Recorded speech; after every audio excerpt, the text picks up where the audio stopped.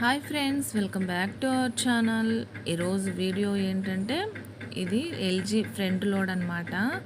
దీనికి ఈరోజు ప్రాబ్లం వచ్చింది. చూడండి, మనము బట్టలు వేసినాక మనకి నీళ్ళు అనేది లాగడం లేదంటే చూడండి, ఇది ఫిల్టర్ అనమాట.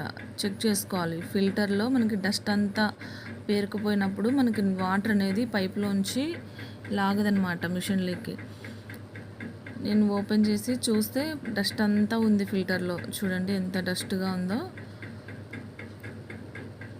చూడండి, ఇక్కడ ఉంటుంది ఆ ఫిల్టర్ అనేది.